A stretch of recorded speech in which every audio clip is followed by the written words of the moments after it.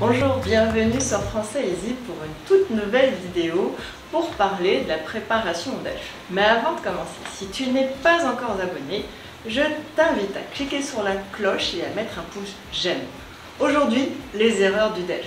La préparation est souvent l'étape très négligée par certains étudiants. Et nous allons parler de ce sujet aujourd'hui. Alors en 1, je dirais que la préparation du DELF est importante. En quoi? Déjà, il faut savoir ce qui est attendu pendant l'examen. Qu'attendent de toi les examinateurs? Qu'est-ce que tu dois faire? Combien de parties? Sache déjà que tu as 4 parties. La compréhension orale, la compréhension écrite, la production orale et la production écrite. Qu'est-ce que tu vas devoir faire? Eh bien, tu vas devoir d'abord aussi savoir te présenter lors d'un entretien avec l'examinateur. Tu devras aussi faire un entretien simulé, c'est-à-dire que vous allez choisir un sujet au choix. Ça peut être au restaurant, tu veux réserver une chambre d'hôtel pour 2 personnes, tu pars en vacances et tu voudrais inviter un ami, etc., etc. Il y a vraiment plusieurs thématiques possibles. C'est pour ça que je te recommande vivement de le préparer. Aussi, tu as la production écrite. Ça peut être écrire un email, écrire une lettre à un ami, raconter tes vacances au passé ou faire une carte postale tout simplement. Qu'est-ce que tu auras aussi à la compréhension écrite et compréhension orale? Pour la compréhension orale, tu devras écouter des dialogues, des audios, ça peut être une situation à la gare, une annonce publique à la bibliothèque pour annoncer les horaires, et ça peut être aussi une invitation d'un ami pour récupérer un gâteau à la boulangerie pour lui, etc. C'est ce genre de compréhension. Tu auras des questions à choix multiples, tu devrais y répondre.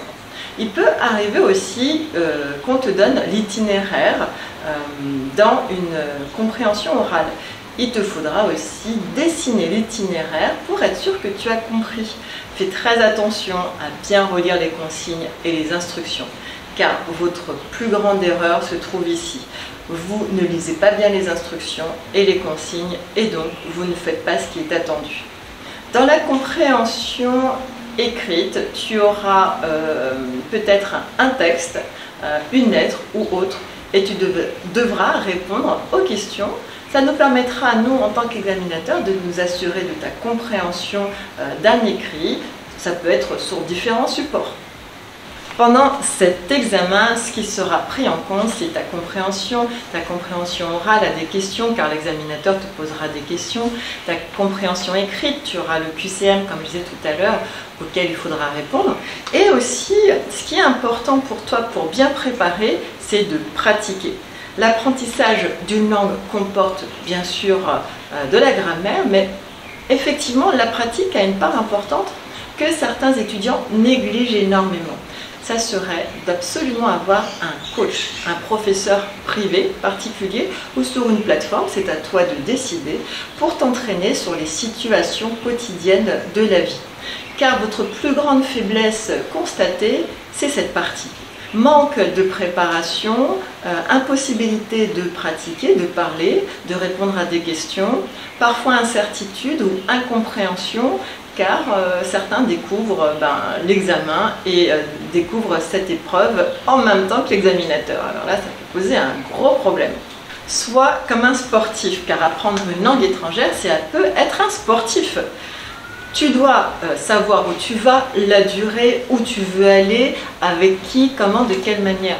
Donc je t'encourage à regarder les différentes épreuves, le nombre de points par épreuve, la durée des épreuves, la durée de préparation, la durée de passage avec l'examinateur, que va te donner l'examinateur, des cartes, peut-être qu'il peut te donner aussi des petites affichettes, de l'argent pour rendre la monnaie, si vous faites une simulation au marché, au magasin, donc ça c'est important.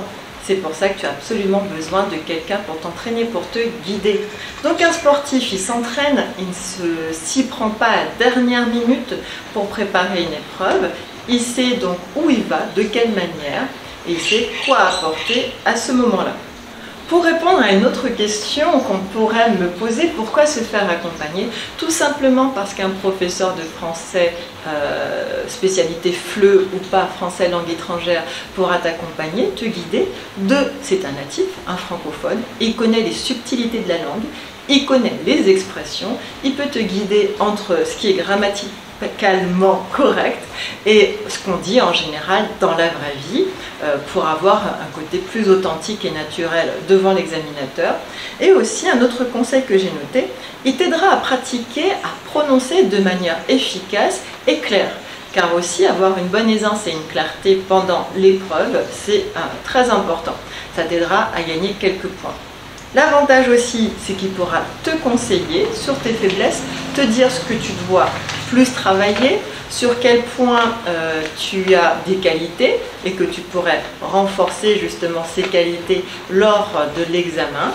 Et aussi, il pourra te donner un rythme de révision, un programme pour que tu sois réellement prêt le jour J.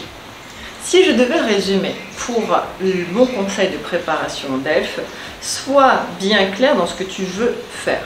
Pourquoi veux-tu passer cet examen? Est-ce que ça a un intérêt professionnel ou éducatif? Comment se déroule l'épreuve? Où? La durée, le temps? Combien de points? En général, si je fais une grande marge, tu es à 25 points, 25, 25. Combien de temps? Le temps de préparation? Tu as 4, 6, 10 minutes de préparation selon les épreuves. Qu'est-ce que tu devras apporter? Bien sûr, tu peux apporter des stylos bleus, des stylos noirs, des gommes, des crayons.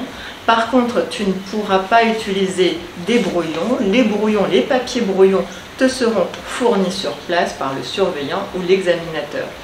Sois attentif à être poli, souriant, et essaye de ne pas trop stresser. Ça va se ressentir lorsqu'on te posera des questions et certains sont très fébriles et n'arrivent plus à répondre aux questions, ils perdent tous leurs moyens. Sois détendu.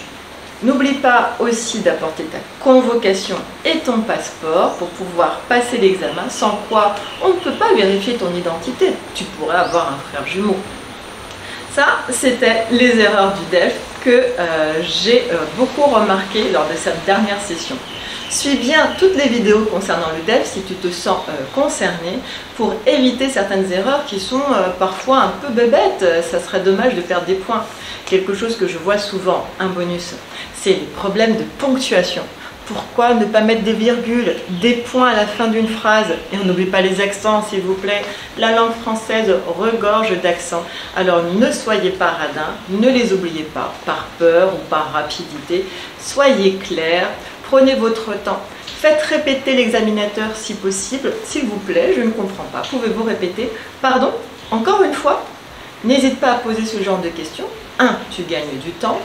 2. Ça te permet effectivement de réfléchir, de montrer aussi que tu maîtrises la langue en demandant de répéter. Et aussi, ça te laisse un peu ça te laisse un peu de temps pour argumenter et peut-être pour créer ta phrase si tu es un débutant et que tu n'es pas sûr de toi. Je te dis à très bientôt sur Français Easy pour une toute nouvelle vidéo sur les astuces au DELF. Quand je dis DELF, c'est DELF, DALF, TCF, tout compris. Tout ce qui concerne les examens de tests de français. Je te dis à bientôt. Mets un petit pouce j'aime, un clic, et je te dis à bientôt sur Français Easy. Bye bye, bisous bisous tout le monde.